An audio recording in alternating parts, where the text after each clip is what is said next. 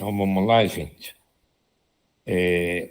Continuando o livro Vivendo no Mundo dos Espíritos, da Patrícia, ela está no capítulo que fala sobre obsessões, né? Os desentendimentos que causam perseguições, que causam problemas entre encarnados e desencarnados, entre encarnados e encarnados, entre desencarnados e desencarnados, né? Naquela coisa que as pessoas não conseguem se entender e acabam curtindo mágoas, né, ressentimentos, e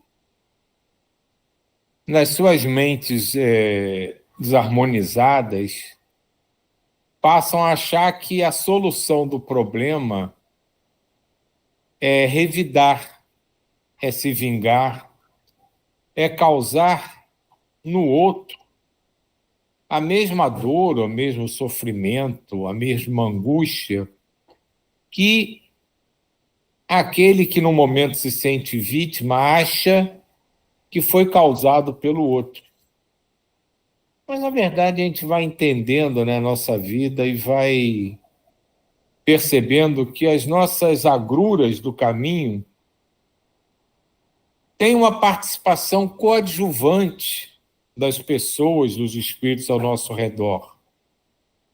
Mas, de fato, elas têm como cenário e protagonista principal nós mesmos. Nós somos os grandes escritores da nossa obra-prima.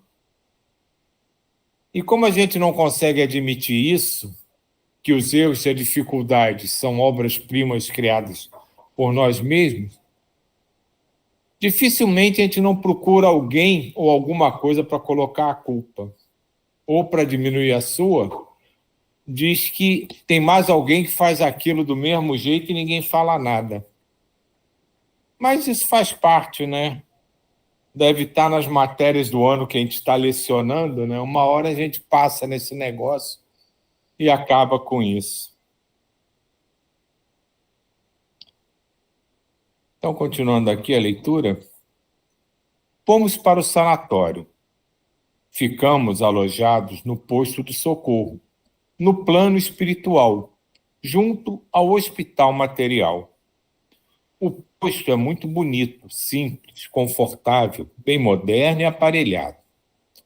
A equipe dos desencarnados de lá auxilia também os encarnados doentes.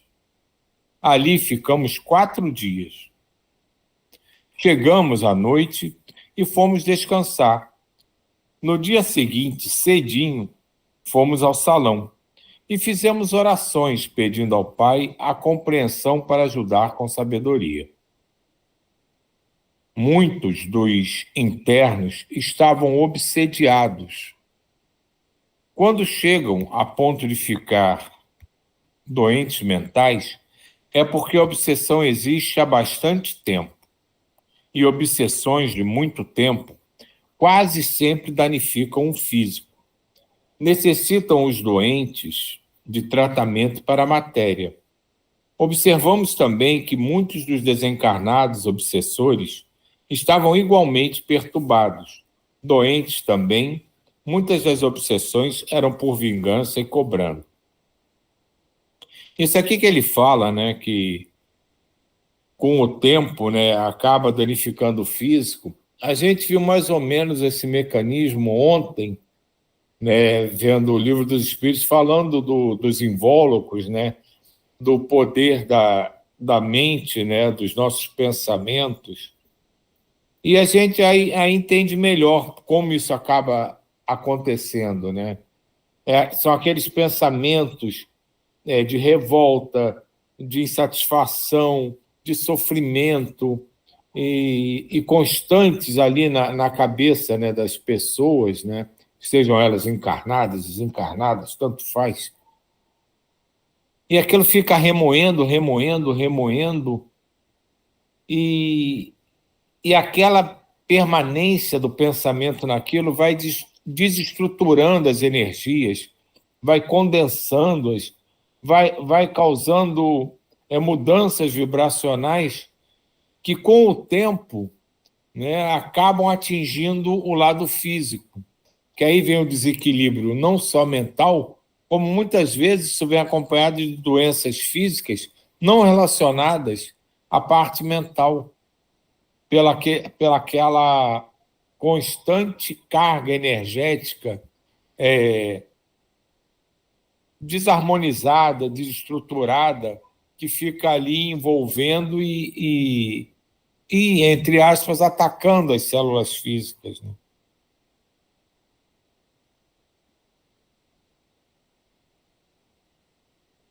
Pusemos-nos a trabalhar.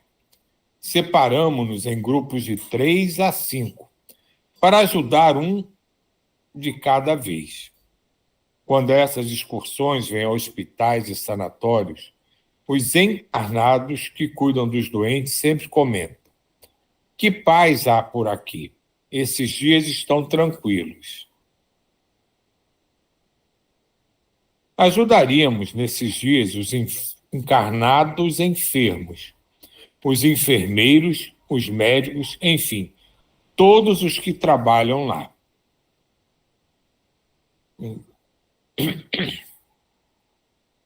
Meu grupo se aproximou de uma jovem negra. Tinha 18 anos. Ao seu lado, uma moça branca desencarnada. As duas, no passado, na encarnação anterior, apaixonaram-se pelo mesmo homem. A desencarnada tinha se suicidado ao se ver desprezada. A jovem negra, na outra encarnação, não foi boa. Cometeu muitos erros. Reencarnou com vontade de acertar e é honesta. Aproximou-se novamente pelo amor do passado. Aproximou-se não, desculpa. Apaixonou-se novamente pelo amor do passado. A outra, desencarnada, não quis e não quer ver os dois juntos. Interferiu de tal forma, obsediando a rival, que ficou perturbada e foi internada no sanatório. O rapaz casou-se com outro. A desencarnada não sabe. A jovem encarnada falava o tempo todo em fogão. Ou ela era um fogão, e quando falava isso, a desencarnada ria gargalhando, ora falava que ganhou um fogão, que a cama era um fogão. A ideia fixa de fogão era a desencarnada que lhe dava, por ela ter se suicidado, colocando o fogo de um fogão no corpo. Tentamos conversar com a desencarnada, mas não foi fácil. Ouvia-nos sem entender bem. Estava perturbada, e seu pensamento era só o de separar os dois. Fizemos círculos de orações, demos passe e no 4º dia acabamos por encaminhá-la ao socorro. Foi levada para uma das enfermarias, das que havíamos visitado para doentes mentais na colônia. A encarnada também estava doente, mas com o tratamento certo logo ficaria boa. Olha que interessante essa relação, né?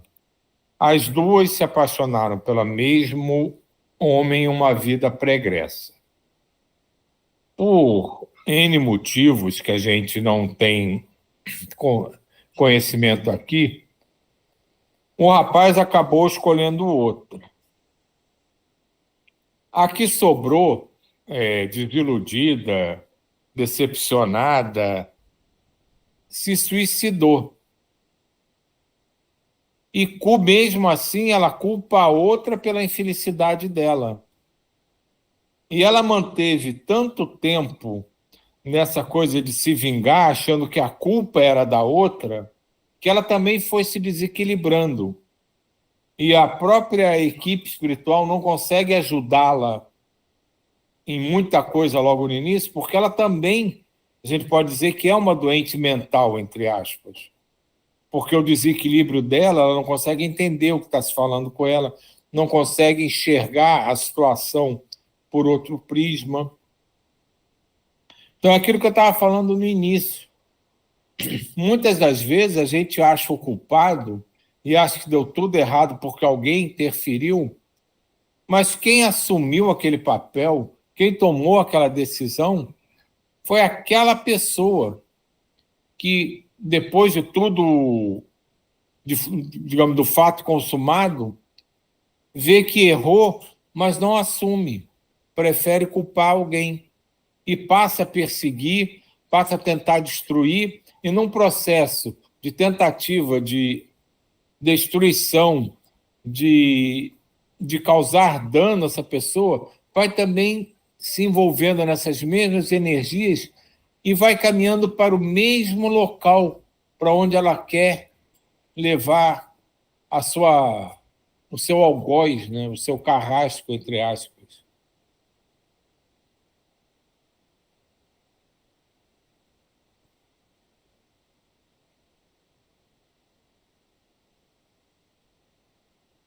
Vimos uma senhora que ocupava um quarto pago. Era de família de muitas posses. Ao seu lado estava uma negra que a obsediava. A encarnada gostava de se enfeitar, a obsessora também. As duas pareciam amigas, mas era só aparência. Ao tentarmos conversar com a desencarnada, vimos que ela odiava a outra, mas ao mesmo tempo gostava de viver perto dela. Escutou quieta a nossa argumentação. Pensei que fosse naquela hora conosco, mas nos disse cínica. Acabaram? Já lhes dei muita atenção. Queiram retirar-se. Na segunda vez que nos dirigimos a ela, ouviu-nos já inquieta. Ao ser convidada a vir conosco, gritou batendo o pé no chão. Não e não, não vou. Porque querem que a largue. Porque querem que ela fique boa. Sabem o que ela me fez? Era sua escrava, sua aia. Ela sempre foi caprichosa e má. E só porque achou que não passei sua roupa direito, me jogou água quente no rosto e no corpo.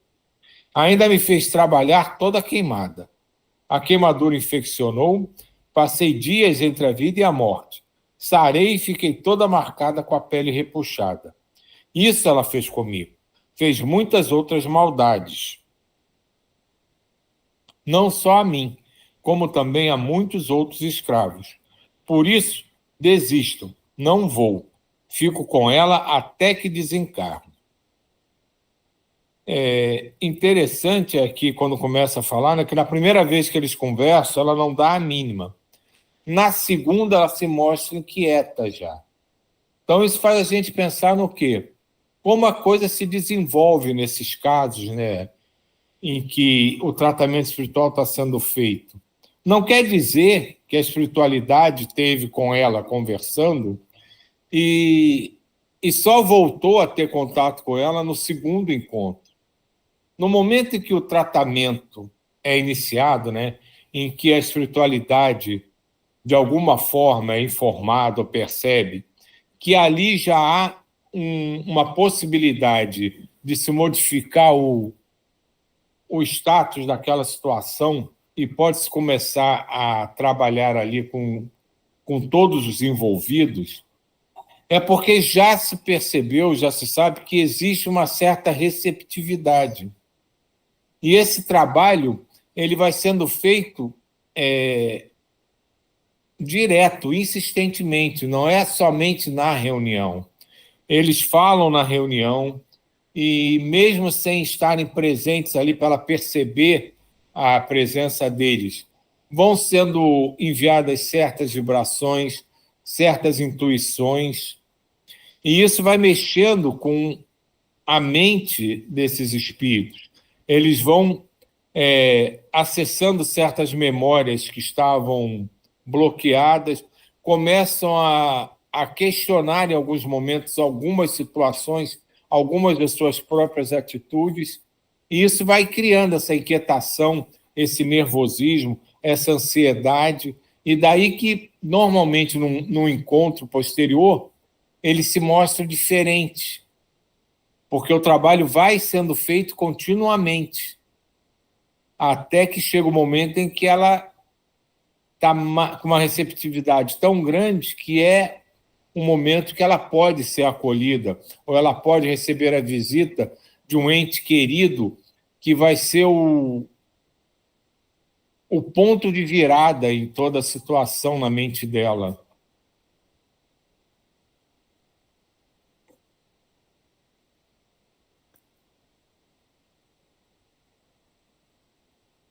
Então, ela já fez outras maldades, não só a mim, como também a muitos outros escravos.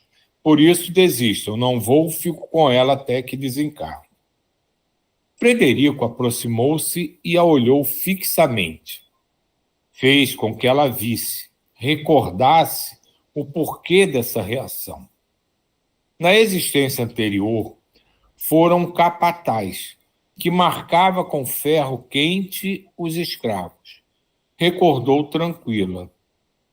Já recordei isso. Outros, como vocês, tentaram me levar. Mostram tudo para mim. Fiz e sofri. Mas esta fez mais e tem que sofrer. Fico aqui. Raimundo mostrou-lhe, por uma tela portátil, a colônia com toda a sua beleza. Olhou curiosa, depois cínica comentou. Isso não é para mim. Raimundo nos disse. Há muito tempo esta mulher obsedia a outra. A encarnada foi de fato tudo o que ela disse. Reencarnou na mesma família. Quando adolescente, o pai se suicidou e foi ela quem o encontrou enforcado. Perturbou-se e a desencarnada pôde atuar numa obsessão marcada. Mas recebi ordem do departamento de pedidos para tentar tudo e separar as duas. Aqui vale a pena a gente dar mais uma paradinha, né?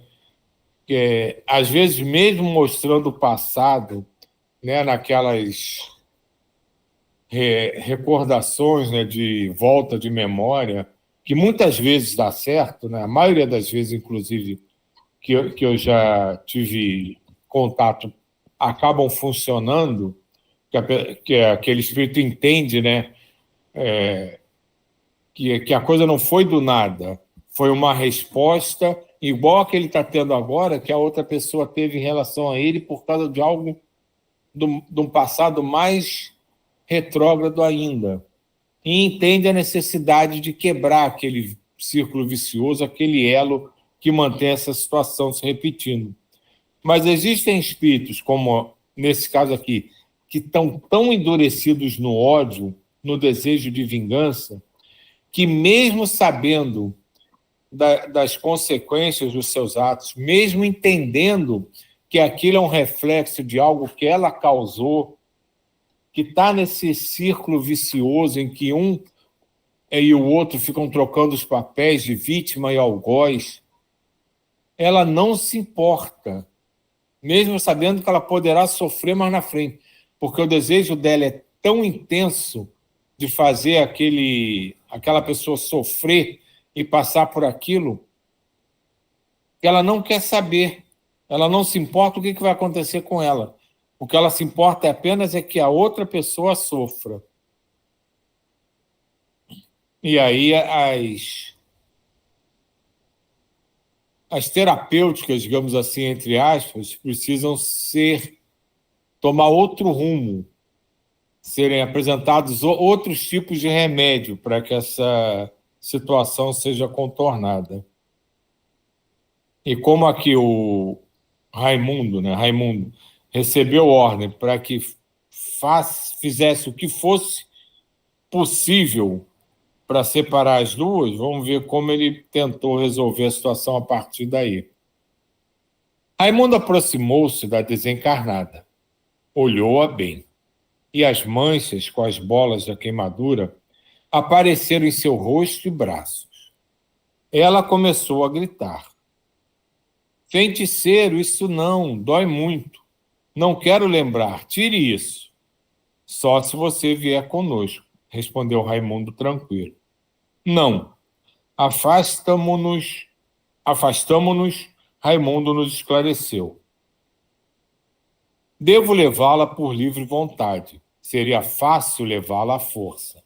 Mas a encarnada sentiria muito, podendo até desencarnar. Se ela vier de livre vontade, embora eu esteja forçando para o seu próprio bem, a encarnada sentirá, mas não irá ser prejudicada.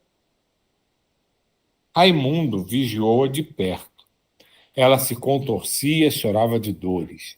Tão ligada estava a encarnada que esta ficou inquieta, passando a mão pelo rosto e braços, e começou a queixar-se de dores. Por 8 horas, a desencarnada aguentou as dores. Pediu socorro aos gritos. Raimundo se fez visível a ela, abraçou-a fraternalmente e tirou dela a queimadura. Filha, disse Raimundo com carinho, venha conosco, venha para ser feliz. Irá aprender muitas coisas, irá reencarnar e esquecer. Vou, disse séria. Isso aqui pode parecer para a gente medonho, né? Porque você não consegue ver o menor amor numa situação dessa, né? Ah, vem comigo, não vem não. Então você vai sofrer até... Sofrer não, é igual a tortura, né? Vai ser torturado até que você entenda que você errou para ver. E isso gera muita polêmica e gera muita dúvida na cabeça de todo mundo, né? Como um ser de amor pode agir dessa forma? E eu não vou mentir para vocês, essa história aqui me incomoda bastante, porque eu não consigo achar fraternidade, não consigo achar amor incondicional tendo que torturar um espírito para que ele aceite que está errado e seja acolhido. Não está levando a força. Ele usou ele usou força, mas ele não pegou. Levar a força é prender e levar, e arrastar. Ele forçou ela a se submeter. Mas, mesmo assim, não é uma coisa que, vou ser bem sincero, na minha ignorância, né, na minha incapacidade de entender tudo que pode estar por trás disso, que não está descrito aqui no livro, eu não faria, né? Eu não faria, é ótimo, né? Mas assim, não é porque está num livro espírita que é bonitinho da Patrícia que eu vou aceitar simplesmente. Esse tipo de coisa eu não consigo entender e não, na minha cabeça eu não aceito. Ter que torturar um espírito, seja a desarmonia que ele tenha, um mal que ele queira me fazer, mas eu não consigo conceber nesse contexto de fraternidade, de igualdade, de irmandade, de amor, para ele entender, eu tê-lo que torturar. Ou eu tenho paciência e aguardo o tempo que for ali do lado, ou então eu mudo de trabalho. Isso é a minha concepção.